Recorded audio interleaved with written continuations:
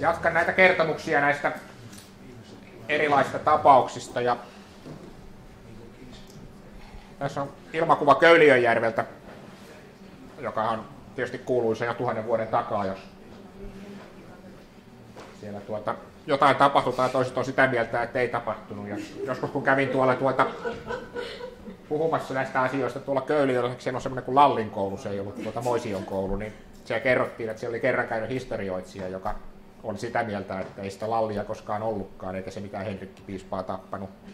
Niin varmuuden vuoksi niin jätti takaoven auki sitten ennen kuin se alkoi puhua, että se pääsee karkuun, jos kansa ei tykkää sen jutuista.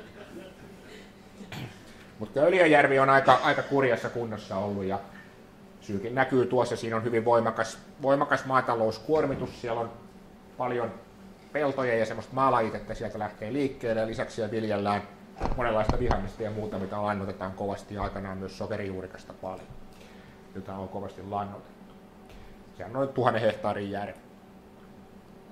Kova ulkoinen kuormitus. No sitä kuitenkin yritettiin kunnostaa hoitokalastamallakin 90-luvulla, melko pian sen jälkeen, kun siellä Vesijärvellä touhuttiin.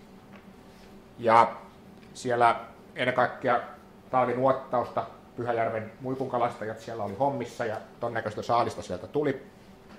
Siinä oli kunnon talvia, että pystyi nuottaamaankin. Ja se kalasaalis oli tuommoista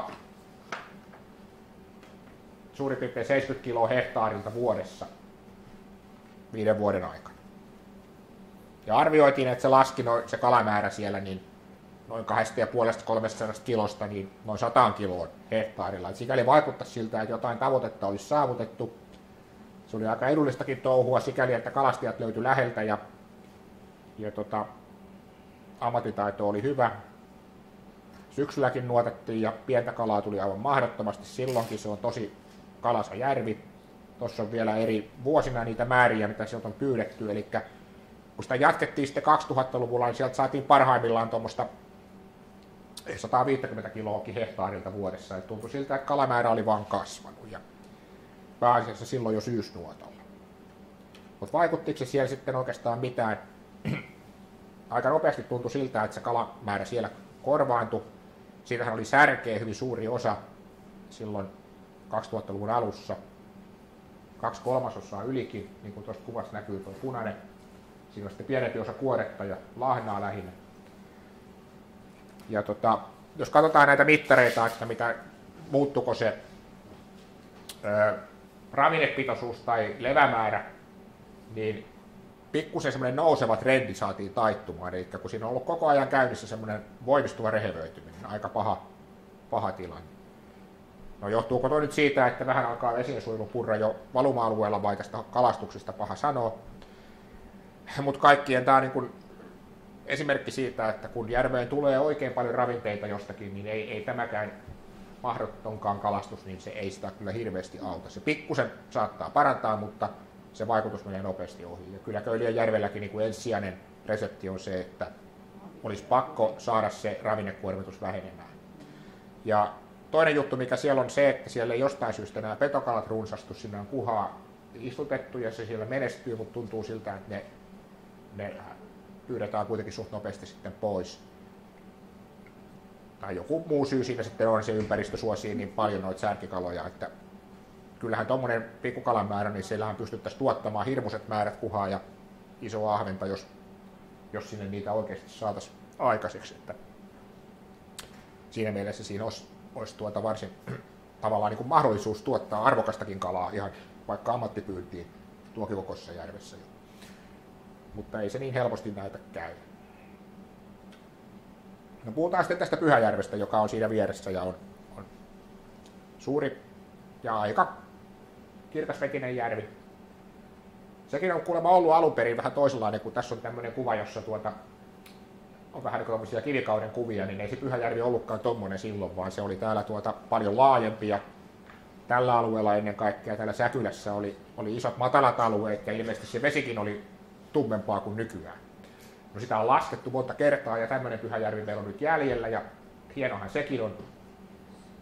Ja siellähän on menestyvä kalastus, jossa pyydetään pääasiassa muikkua. Muikkuhan on sinne tuotu, se ei ole siellä alkuperäinen laji, vaan se on tuotu sinne 1900-luvun alkupuolella, mutta siellä hyvin menee. No, tässä on nyt näitä ravinnepitoisuuksia taas, on fosforia, ja nähdään, että vähitellen on hivuttautumassa ylöspäin, ei nyt mahdottoman korkealla, mutta kuitenkin, ja sama suuntaus sitten tuossa levämäärässä ollut siellä. No siellähän on voimakkaasti ollut näitä suojeluhankkeita, siellä on tämä Pyhäjärvi-instituutti, jota paikalliset kunnat ja elinkeinoelämä pitää pystyssä, ja ne on niitä järjestellyt jo reilun 20 vuoden ajan. Siellä on tehty valuma-alueen kunnostusta, on tätä kalastushommaa hoideltu ynnä muuta. Ja katsotaan, miten tätä kalastusta siellä järjestellään niin, että sitä järven tilaa saataisiin ylläpidettyä hyvänä, eikä se pääsisi heikompaan. Siellähän on ammattikalastajia, en tiedä onko näin paljon enää, mutta useampi talvinuottakunta, jotka sieltä vetää muikkua. Ja se kalastus on siellä tehokasta, siellä on siis valmiina infrastruktuuri, niin kuin nykyään sanotaan, on kalasatama, missä voidaan kalaa käsitellä ja niin poispäin.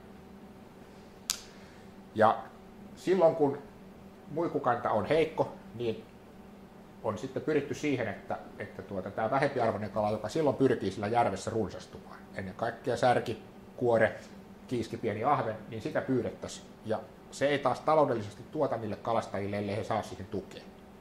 Ja jos sitä pyydetään riittävän tehokkaasti, niin sitten tulee paremmat mahdollisuudet siihen, että muikku runsastuu uudelleen. Ja sitten on tämä sama ravintoketjuvaikutus, mistä tuossa oli jo puhetta, että pyritään siihen, että ei tulisi levähaittoja. Niitä siellä kuitenkin on aika ajoin jonkun verran ollut. Sitten on tuo ravinteiden poistohomma. Pyhäjärvestä kun kalastetaan varsin paljon verrattuna moneen muuhun suomalaiseen järveen, niin siellä on laskettu, että jopa 1/4 järveen vuosittain tulevasta fosforikuormituksesta niin poistuu sieltä kalasaaliin mukaan. Ja sehän on aika merkittävä osuus.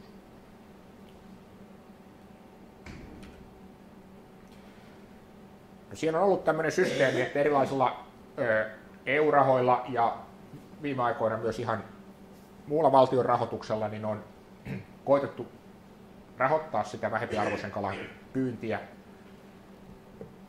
just sen takia, että se kalastuselinkeino siellä säilyy silloin, kun muikkukanta, niin kuin se luonnollisesti aina välillä vaihtelee, että se on heikompi, niin pääsisivät siitä ylittä ja toisaalta, että se järvi myös palaisi siihen tilanteeseen, että se muikku takaisin runsastuisi.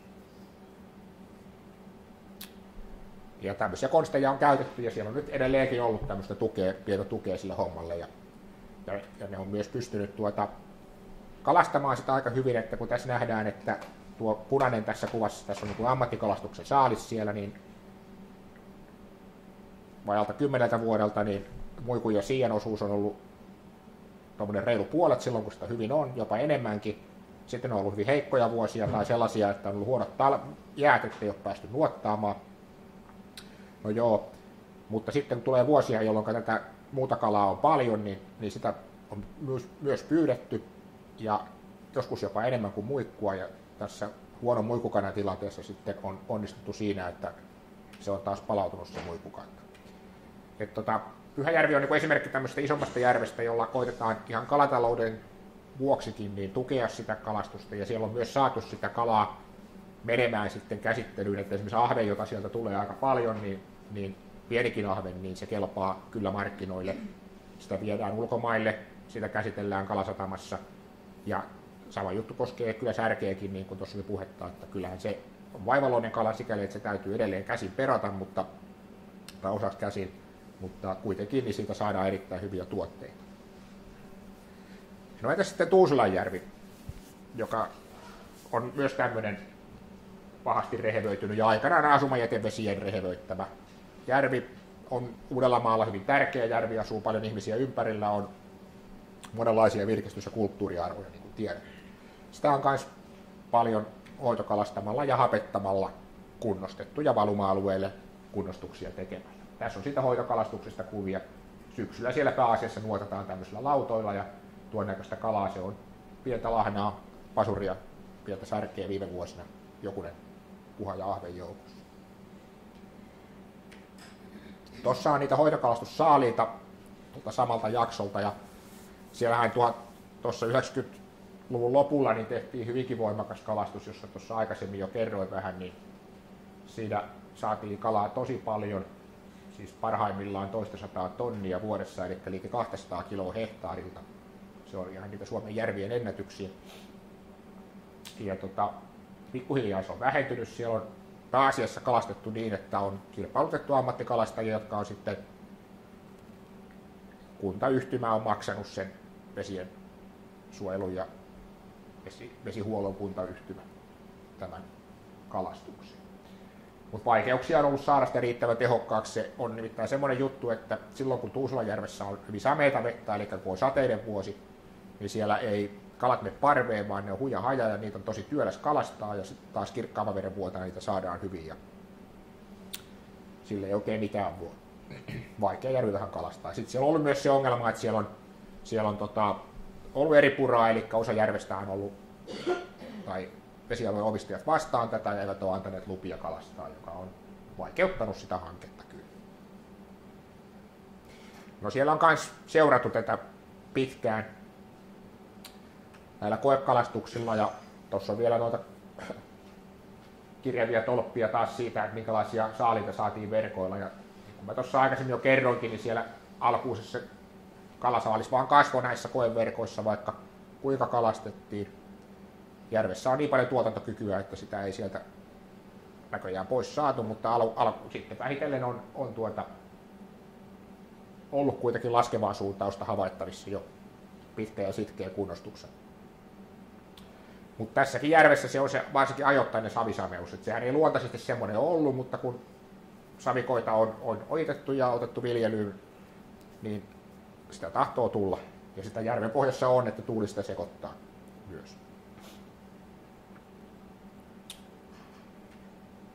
Tässä on vielä näitä vedenlaatujuttuja tuossa useammassa, tai on näitä kasviplanktonin määriä, ja kyllähän täällä semmoinen hiljakseen hiipivä väheneminen on havaittavissa kuitenkin. Mutta kauan se kestää. Tuossa on vielä näitä näkysyvyyksiä. Siellä näkyy, että kun tulee kuiva vuosi, niin kuin täällä 2023 oli, niin sehän kirkastuu se vesi niin, että siellä parhaimmillaan on 2,5 metriä näkösyvyys, kun se monena vuonna on 20 senttiä. Se vaihtelee niin paljon. Ja se vaikuttaa jo hirveästi siihen, että mitä siellä vesikasvit kasvaa. Siinä vedessä, mistä ei kättää näe, kun se sinne työntää, niin siinä hyvin matalassa vaan kasvaa vesikasveja. Mutta jos 2 metriäkin näkyisi, niin siellähän olisi paljon kasvillisuutta. Aivan toinen juttu. Tuossa on vielä sitä eläinplanktonia mitattu. Huomattiin kanssa, että se jonkun verran runsastui silloin, kun kaikkein tehokkain kalastus oli, mutta sitten nämä vähemmät kalastukset ei ole paljon vaikuttanut. Se on myös huomattu, kun on laskennallisilla menetelmillä tutkittu näitä särki- ja lahnakantoja, niin todettu, että tämmöinen tavallaan puolitehoinen kalastus johtaa siihen, että ne vaan runsastuu noin särkikalakannat. Että se ei ole mennyt aina niin kuin putkeen tuollakaan se homma. Tässä on toinen kuva, missä kerrotaan siitä, että kun tuo koko tolppa on niin kuin arvioi sitä, paljonko siellä on ollut sitä kalaa koko järvessä, särkeä ja lahnaa lähinnä, pasuri mukana sitten, joka on se lahnan näköinen pienempi kala, niin tuossa on kuva, jossa tuo koko tolppa on se määrä ennen sitä syksyn hoitokalastusta, ja sitten toi tumma osa on se, mikä sinne järveen jää se kalastuksen jälkeen. Ja nähdään, että joinakin vuosina täällä se saatiin siitä puolet pois, mutta sitten vuosikymmenen loppua kohti se osuus jäi liian pieneksi, ja silloin nuo kalakannat kasvoi sitten. Ja tuosta tuli sitten ongelmia kyllä vedenlaadullekin. Että tässä järvessä tosiaan se sadanta ennen kaikkea vaikuttaa aika paljon, ja siihen on mahdoton vaikuttaa tietysti, mutta tietysti siihen valuma-alueen vesien suojeluun pitäisi vaan satsata. Sinne on nyt tehty viime vuosina hyvin suuria kosteikkoja, joilla koitetaan sitä samen pääsyä sinne järveen vähentää.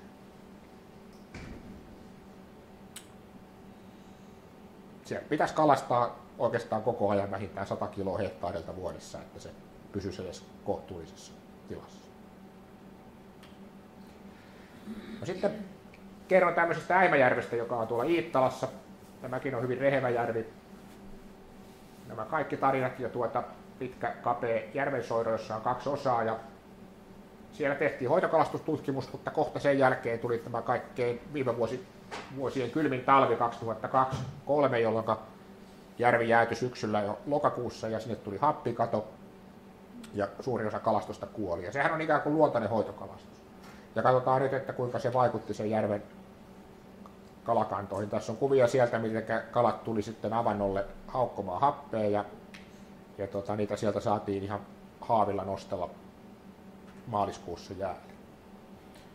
Mutta kun sieltä suuri osa kaloista kuoli, ei toki kaikki, niin siellä tapahtui just tämmöinen vaikutus, mitä hoitokalastuksella tavoitellaan, eli vesi kirkastui ja ravinnepitoisuus laski ja eläinplankton runsastui ja näin poispäin, ja vesikasvit alkoi runsastua.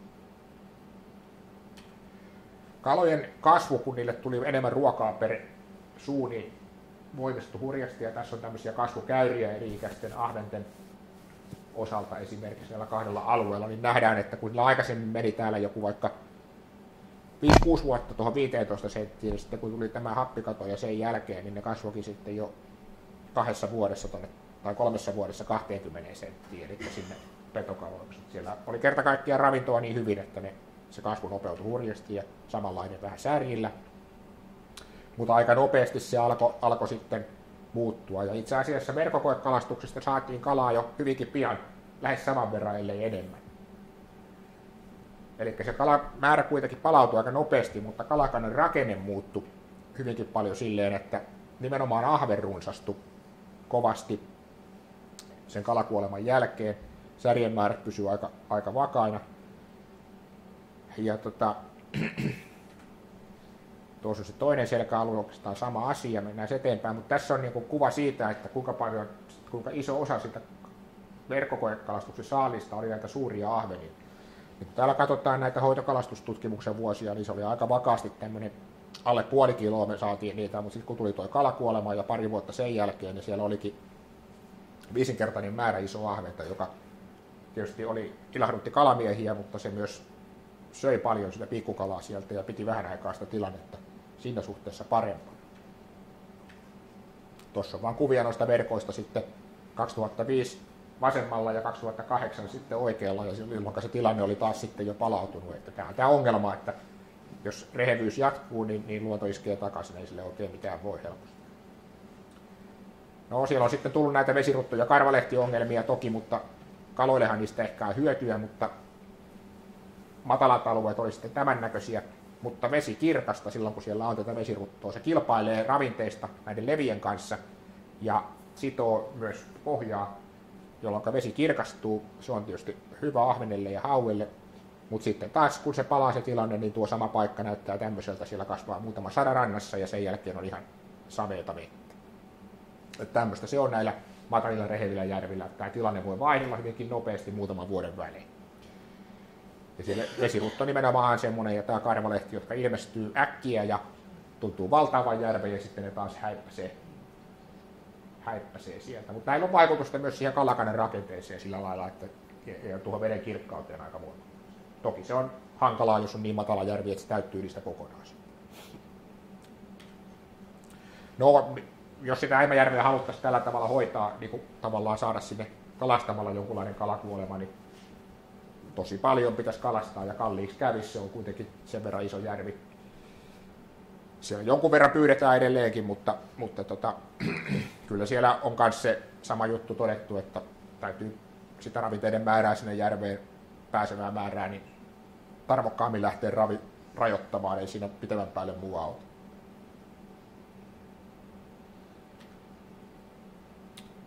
Joo. No sitten voi lopuksi katsoa vielä tämmöistä vähän niin kuin paikallista asiaa teille mietittäväksi, että mites teillähän on näitä kokeiluja ollut, ja tuossa on nyt vain yksi esimerkki näistä tämän seudun rehevistä järvistä on tämä Ylisjärvi, joka on meillä tämmöisessä hajakuormituksen seurantaohjelmassa, ja siellähän kanssa kalaa riittää, että sieltä on saatu parhaimmillaan yli 2 kiloa särkeä per verkko. Koekalastuksessa tuntuu, että saattaisi olla mahdollista, mutta tietenkin siellä, mikä tämä hoitokalastustilanne sitten on, että samoin Kiskon Kirkkojärvi on sellainen, joka on hyvinkin runsaskalainen järvi. En nyt tarkemmin tunne näiden valuma-alueita ja muita, mutta kyllähän näihin varmaan on teillä kokemuksia ja suunnitelmia näistä tapauksista, että mitä on tehty. Ja sitten näitä pienempiä järviähän täällä on vielä pienempiä, niin kyllä tälläkin menetelmällä hoidettu. No vähän yhteenvetoa sitten vielä lopuksi. Kannattaako tämä homma? No ei se mikään ihmelääke ole joka paikkaan, se on ihan selvää. Että jos ongelma on se ulkoinen kuormitus, jos vesi on hyvin savisameaa, niin ei ole kovin hyvä ennuste. Mutta silloin, jos tilanne on se, että järven muu vesien suojelu on saatu kuntoon, mutta tuntuu, ettei se toivu se järvi, niin sitä toivumista voi kyllä nopeuttaa tällä tavalla, mikäli siellä on sitä kalaa paljon. Ja sitten on semmoinen yleisempi juttu, joka koskee oikeastaan kaikkia vesiä, että pitäisi pyytää kalastuksessa sitä kalaa, mitä järvi tuottaa, eikä pelkästään vaikka niitä petokaloja, koska silloin vinoutetaan sitä kalayhteisön rakennetta ja aiheutetaan tavallaan tai voimistetaan tämmöistä särkikalaongelmaa niissä järvissä. Kiitoksia. Kyselkääpä sitten, jos tiedät.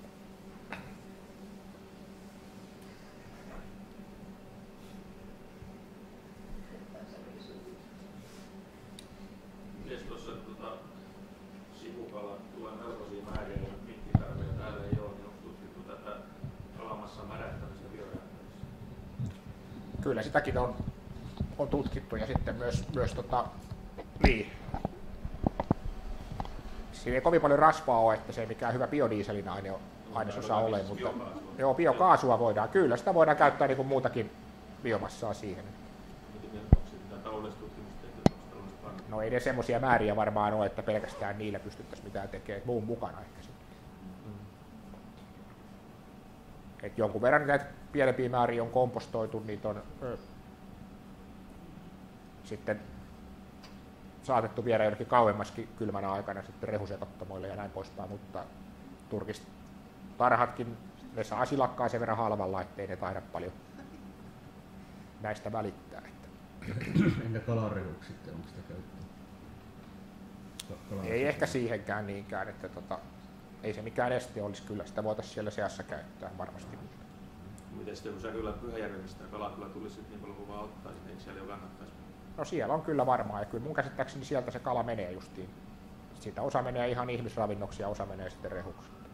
Ei siellä. Sitä, että otettaisiin energiahyöty käyttöön. No sitä en osaa sanoa sitten, että riittäisikö se siihen. Mutta kyllä kokeiluja on tehty ja sitähän tehdään, no esimerkiksi Norjassa, missä on tämä lohenviljely massiivista, niin perkkuut jähteestä tehdään näitä. Hän tekee tosiaan sitä öljyä tekee siitä, mutta mä just tarkoitan tätä niin. metaania. Joo, kyllä sitä on kokeiltu kanssa. Onnistuu, mutta onko hyvä bisnes, sitä en osaa sanoa. Epäile vähän, että liian pientä. Saanko kysyä? Joo. Nyt kun meidän Raksvarijärvessä sä et suosittele sitä hoitokalastusta, niin olisiko hyvä suositella asukkaille, että ne ottaisivat katiskaa ja pyytäisivät sitä?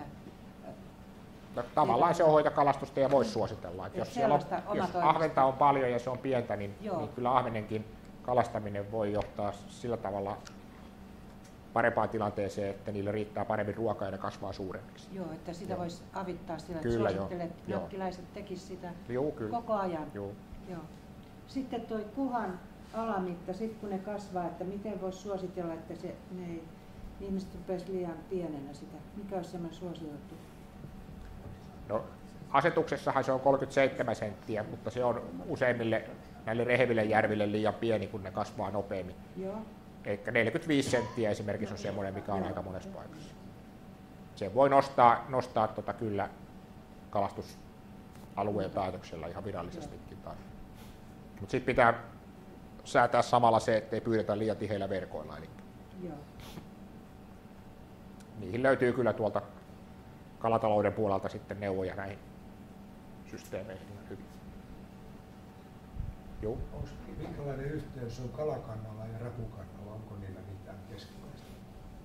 No kyllähän niillä voi olla sillä lailla, että lähinnä niin, että kalat syö pieniä rapuja.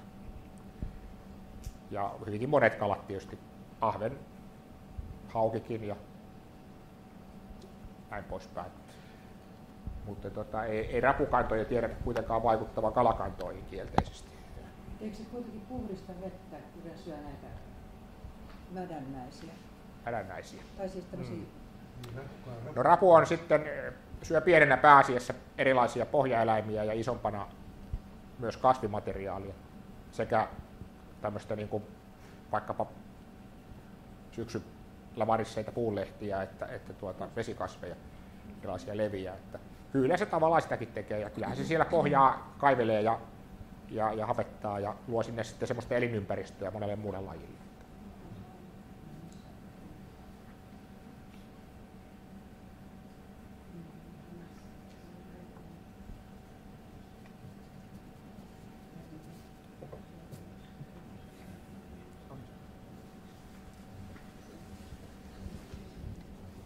Kiitoksia.